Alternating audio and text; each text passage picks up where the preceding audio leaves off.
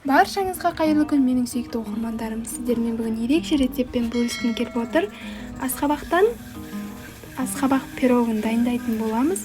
Ең нәзік, жұмсақ пирог болып шығады. Сіздің дастарханыңыздың сәнін келтіретін пирог, және де отбасыңызға ұнайтыны сөзсіз. Видео ұнаса, арнама тіркеліп, қолдай кетіңіздер.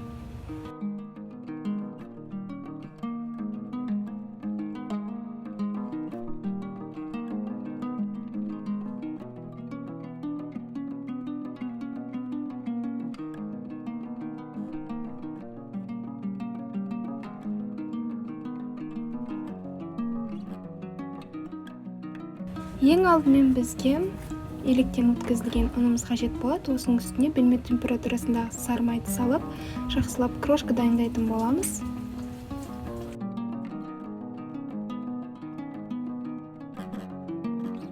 Кейін үстіне 1 шай қасық раздохительді және де 50 грамм қантымызды салып, жақсылап араластыратын боламыз.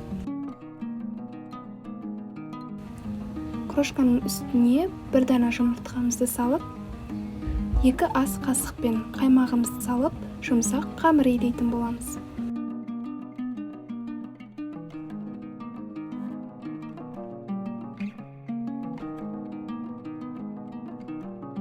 Бізде осындай нәзік, жұмсақ қамыр болуы қажет.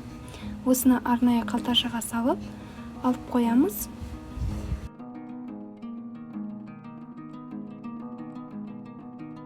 Салмасына осындай суда қайнатылған асқабақты алып, езіп алатын боламыз. Үстіне 250 грамм қаймақты салатын боламыз. Және де 1 дана жұмыртқаны салып, 100 грамм қантымызды салып, барлығын жақсылап араластыратын боламыз. Сіз түйіршік болған қаламасаңыз, блендермен араластырсаңыз болады. Мен осылай венчикпен араластырдым.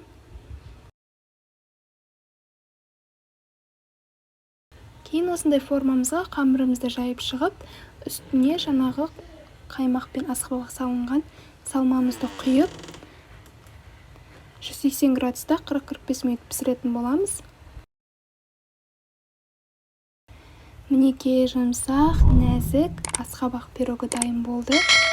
Сіздің отбасыңызға және де өзіңізге осындай асқабақтан жасалған пирог ұнайды деген ойдамын. Осы рецептпен жасап көріңіздер. Арнама тіркеліп, қолдай кетіңіздер.